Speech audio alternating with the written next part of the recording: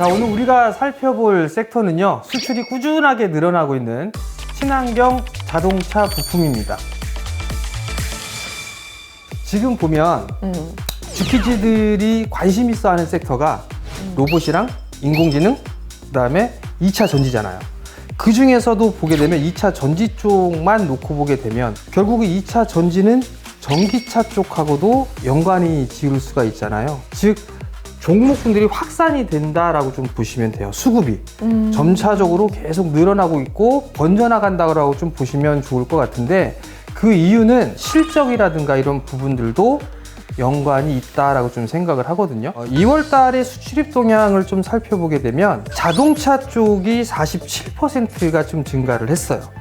그리고 자동차 부품 쪽이 13%가 좀 증가를 했거든요. 완성차 쪽하고 자동차 부품 쪽이 상당히 많이 늘어났어요. 특히나 우리나라 같은 경우는 반도체에 대한 수출이 제일 많았거든요. 근데 요번에 자동차가 1등을 했어요. 그만큼 많이 늘어났다라고 워런 버핏이 얘기했죠. 1등 기업 아니면 투자를 안 한다.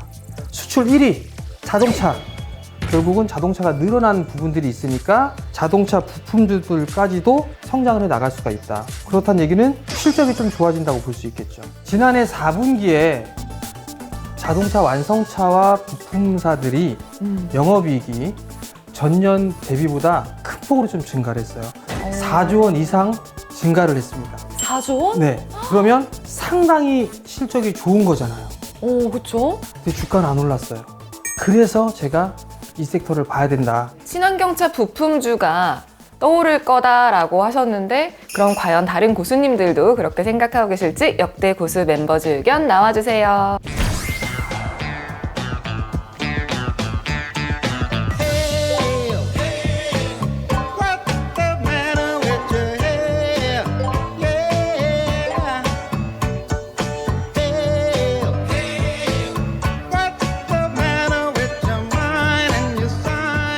신현호 고수님은 그래도 효자 수출품이다. 작년부터 소리 없이 강하게 오르는 중. 이런 의견을 주셨는데요.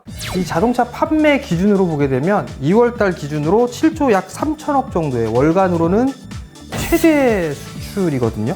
7조요? 네, 7조 3천억이에요. 그러면 역대 수출액을 대비했을 때는 최고로 많은 수출이 증가를 한 상황이에요. 거기에다가 내연차뿐만이 아니라 친환경차, 즉 전기차와 수소차, 이 자동차들의 수출 증가율이 계속 늘어나고 있어요. 그러면 거기에 따른 관련주들이나 부품주들, 이런 종목군들 당연히 늘어날 수밖에 없겠죠, 실적이. 또 한 가지 좀 봐야 될 부분들은 이 자동차 판매가 한 지역에만 국한된 게 아니라 미국도 늘어나고 있는 그런 상황들이고 유럽 쪽도 13%대의 증가 수치를 보여주고 있거든요.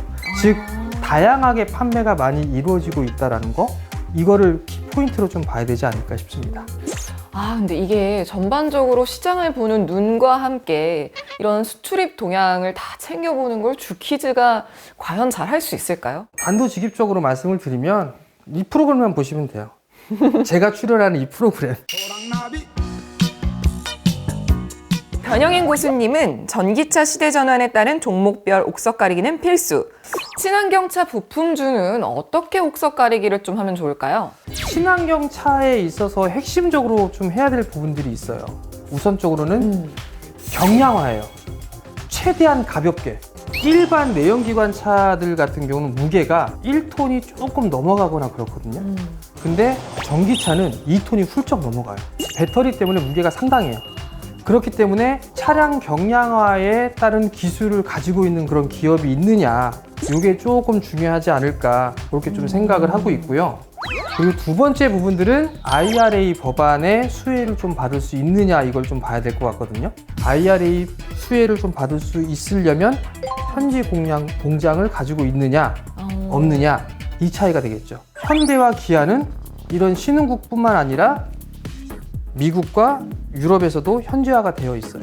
대체적으로 현대와 기아차가 있는 공장에는 대체적으로 부품사들이 따라 들어가 있어요. 우리나라 기업들은 이미 다 진출이 되어 있어요. 그렇기 때문에 충분히 수혜를 받을 수가 있고, 결국은 이 두 가지가 가장 핵심적인 포인트가 되지 않을까 싶습니다. 교수님의 꿀팁에 따라서 어떤 종목들을 줍줍하면 좋을까요? 줍줍할 종목 당연히 준비가 돼 있죠. 지난번 방송에서 교수님이 또 디스플레이 관련주들을 좀 알려주셨잖아요. 네. 그중에 선익 시스템은 상한가를 가고 또 나머지 종목들도 다 잘 갔는데 네.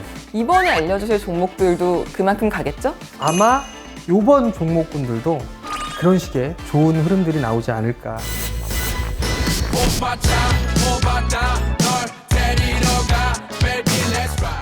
정재훈 고수의 친환경차 부품주 탑3 3위부터 볼게요. 성우하이텍 네, 성우하이텍이죠. 굉장히 흐뭇하게 보신다고요. 흐뭇해요. 이유를 좀 보게 되면 자동차의 부품 생산에 대해선 전공정을 다 하는 몇 안 되는 기업 중에 하나예요. 대표적으로 좀 보게 되면 범퍼레일을 만드는 기업이에요. 그거를 거의 현대기아에 독점적으로 납품을 하고 있는 그런 기업이에요. 중요한 게 해외 쪽 공장이 있느냐 없느냐잖아요. 성우하이텍 같은 경우는 현대차가 진출해 있는 공장에 진출도 같이 했어요. 미국이라든가 유럽, 그다음에 북미 이런 쪽에 있어서 다 함께 진출했거든요. 그렇기 때문에 현지화가 다 되어 있어요. 그렇다는 얘기는 IRA 쪽에서도 수혜를 충분히 받을 수가 있겠죠. 현대차와 기아차에 납품을 하는 것 이외에 BMW라든가 폭스바겐 쪽에서도 납품을 하고 있는 그런 기업이에요. 내용이 알려지지 않은 내용을 또 한 가지를 더 말씀을 드리면 테슬라 쪽에도 공급을 한다라는 그런 얘기들도 좀 나오고 있어요. 전 세계에서 전기차 판매 1위 테슬라 공급을 하게 된다라면 좋겠죠. 실적에 대한 추이라든가 이런 부분들을 살펴보게 되면 작년 기점으로 해서 턴어라운드가 되는 그런 모습들을 좀 보여줬거든요. 실적이 돌아섰어요. 근데 요번에 매출과 영업이익까지도 같이 늘어날 것으로 예상을 하고 있잖아요. 수출이 계속 늘어나고 있으니까 실적은 되게 좋음에도 불구하고 평가를 좀 못 받았거든요. 사실 바닥에서 조금 올라 있어요.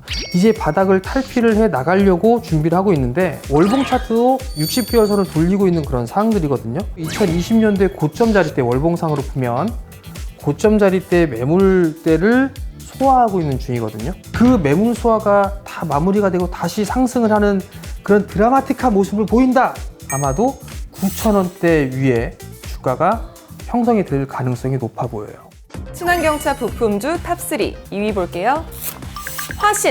화신도 상당히 좋은 기업이에요. 우선 마찬가지로 현대기아 쪽에 있어서 자동차 부품을 공급을 하고 있어요. 근데 이 기업 같은 경우는 신차를 개발하고 주요 업무들을 현대차와 함께 진행을 해요. 친환경차 같은 경우는 경량화가 좀 상당히 중요해요. 이 화신은 알루미늄을 활용해서 차량 경량화를 실현하고 있는 그런 기업입니다. 그리고 이제 새로운 신규 사업으로 배터리 쪽의 케이스도 만들어서 납품을 하고 있는 그런 기업이에요. 그러면 내연기관차에 집중했던 부분들에 있어서 플러스 알파가 되겠죠. 화신도 마찬가지로 현지화가 다 되어 있는 그런 기업이에요. 미국의 공장도 좀 많이 있고 유럽 쪽에도 있고 실적의 추이나 이런 부분들을 보게 되면 오히려 성우하이텍보다는 조금 더 실적에 대한 증가 폭이 추이가 조금 더 좋아요. 코로나 때 적자를 기록하고 난 이후에 계속적으로 실적이 턴어라운드가 되고 증가를 하고 있어요. 올해는 여기에서 한 30% 이상 더 성장을 할 것으로 전망을 하고 있어요. 기술적인 흐름들을 좀 보게 되면 이평선이나 이런 부분은 정배열권역에 있는 그런 상황에서 돌아가고 있는 중이에요. 60개월선 돌아서고 있고 거기에 이제 전고점 매물 소화를 마찬가지로 하고 있는 그런 기업이에요. 그러면 매물 소화를 끝내게 되게 되면 한 단계 레벨업이 될 수 있겠죠. 정재훈 고수의 친환경차 부품주 탑3 1위 볼게요. 폭사주